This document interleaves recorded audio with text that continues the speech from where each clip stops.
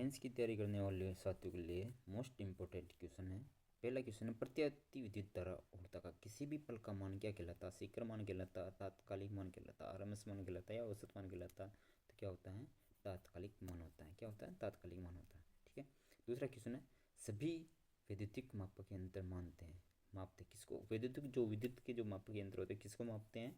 R F मान को मापते हैं। ठीक है। नेक्स्ट क्वेश्चन है, गणनों आदि में एसी का कौन सा मान प्रयोग किया जाता है? औसत मान। बिल्कुल औसत मान प्रयोग किया जाता है गणनाओं में। और नेक्स्ट क्वेश्चन है, प्रत्यावर्ती राशि के आरएमएस मान औसत मान के अनुपात को बोलते हैं फॉर्म फैक्टर।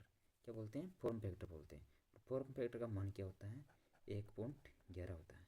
क्या होता है दोस्तों? 1.11 होता है। नेक्स्ट क्वेश्चन है, अगर दो प्रत्यावर्ती राशियों के बीच अंतर 90 डिग्री है तो उसके हम बोलेंगे क्वाड्रेचर। और एंटी फेज बोलेंगे दोस्तों, अगर 120 है तो उसको बोलते हैं एंटी फेज। नेक्स्ट क्वेश्चन है, वह प्रत्यावर्ती राशि जो दूसरी प्रत्यावर्ती राशि की अपेक्षा बाद में अपने शिखर मान में पहुंचती, अगर जैसे ही बाद में पीछे हो जाती तो लैगिंग बोलते हैं। अगर वो पहले पूछ रही तो उसको हम लीडिंग बोलते हैं। नेक्स्ट क्वेश्चन है, शुद्ध प्रतिरोधी परिपथ में विद्युत धारा होता इन फेज में रहते हैं। अगर शुद्ध प्रतिरोधी परिपथ है तो इन फेज में रहेगा। अगर वो धारा लीडिंग हो जाती है तो कैपेसिटर होगा। और वोल्टेज लीडिंग हो जाता है तो इंडक्टर होगा। ठीक है। नेक्स्ट क्वेश्चन है, श्रेणी क्रम में जुड़े इंडक्टर का समतुल्य प्रतिरोध। श्रेणी क्रम में कैसे होते हैं? जैसे प्रतिरोध श्रेणी क्रम में होते हैं वैसे इंडक्टर श्रेणी क्रम में होते हैं। अगर कैपेसिटर हो जाता तो हम कर देते 1/C 1/C 1/C। Next question है, धारा को प्रत्यावर्ती कब कहते हैं? जब उनका माप दिशा और समय साथ बदलता रहता है। अगर एक समान रहेगा तो उसको हम डीसी बोलेंगे। डीसी होती हैं एक धारा की सीमा परिवर्तन होते हैं, एक समान ही रहता है, डीसी बोलते हैं। नेक्स्ट क्वेश्चन है, हमारे देश में एसी उत्पन्न करने के लिए 50 हर्ट्ज। ठीक है।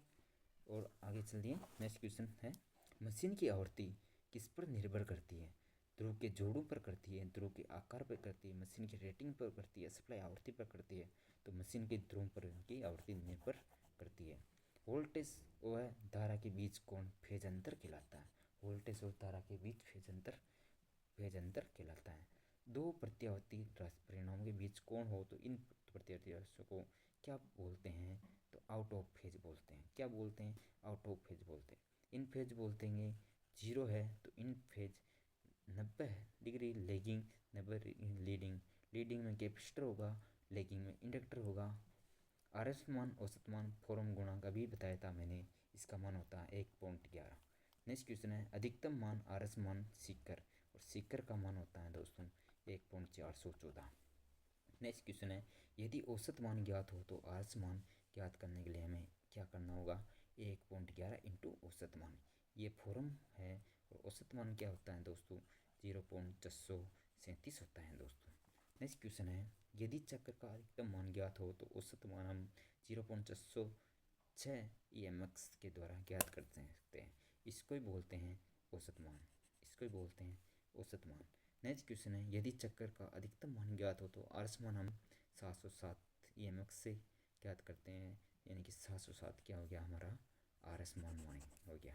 नेक्स्ट क्वेश्चन है, जया वक्रीय धारा को I70 sin 314 द्वारा व्यक्त किया जाता है, आवृत्ति हमारे लिए 50 हर्ट्ज ही होगी है। और नेक्स्ट क्वेश्चन है दोस्तों, किसी विद्युत परिपथ का शक्ति गुणांक कोण और प्रतिबाधा मान Z है तो R हम ज्ञात करते हैं R बराबर Z कोस पाई, R बराबर Z कोस पाई। और यदि किसी कुंडली का प्रतिरोध 15 ओम, प्रतिबाधा 25 ओम हो तो प्रेरणिक प्रतिघात क्या हो जाएगा दोस्तों? 20 हो जाएगा। क्या हो जाएगा दोस्तों? 20 हो जाएगा। इसको ज्ञात करने के लिए हमें क्या करना पड़ेगा? Z प्रतिबाधा Z बराबर R square plus XL square से हमें इसको ज्ञात करना पड़ेगा। विद्युत वाहक बल का समीकरण E बराबर 10√24 sin थीटा दिया हुआ, तो इसका अधिकतम मान ही 10√24 ही हो जाएगा दोस्तों। क्या हो जाएगा? 10√24 ही हो जाएगा। नेक्स्ट क्वेश्चन की बात करते हैं दोस्तों। नेक्स्ट क्वेश्चन है अपना, प्रत्यावर्ती राशि का समीकरण 35 36 ये है, तो इसमें क्या हो जाएगा दोस्तों? 25 हो जाएगा। इसको आपको राइट कर लेना है। और नेक्स्ट क्वेश्चन देखते हैं, 200 वोल्ट है, आरएस मान क्या होगा? √2 हो जाएगा, 100/√2 हो जाएगा। नेक्स्ट क्वेश्चन है, दो प्रत्यावर्ती परिणाम सदिश विधि से जोड़े जाते हैं। किससे? सदिश विधि से। इसमें आपको आरेख में सही बताना है कौन कौन सा सही है, तो सभी हम AC को ही दर्शा रहे हैं। नेक्स्ट क्वेश्चन है दोस्तों, AC को ट्रांसफर द्वारा आसानी से घटाया बढ़ाया जा सकता है। प्रतिरोध आ गया, प्रतिरोध में इकाई होता है दोस्तों, और इंडक्टर में 0 होता है दोस्तों, और कैपेसिटर में भी शक्ति गुणक 0 होता है। RLC परिपथ जिसका x और XL बड़ा है तो पसगामी, C बड़ा होगा तो अग्रगामी। शुद्ध इंडक्टर परिपतन धारा 90 डिग्री पसगामी हो जाएगी, और कैपेसिटर में 90 डिग्री अग्रगामी हो जाएगी, और कैपेसिटर में पसगामी वोल्टेज हो जाएगा। और शक्ति गुणा R/Z से हम ज्ञात करते हैं दोस्तों। और कौन सा कथन सही है, तो किलो वाट बराबर KVA cos पाई होगा। DC परिपथ के लिए कौन सा कथन सही है, W बराबर V आया जाएगा। AC के लिए क्या आ जाएगा, अभी बताया था, ये आ जाएगा किलोवाट cos पाई आ जाएगा। और आवृत्ति के घटने से परिपथ का इंडक्टिव प्रतिबाद भी घटेगा, आवृत्ति के बढ़ने से संधारित्र का घटेगा, उल्टा हो जाएगा दोस्तों।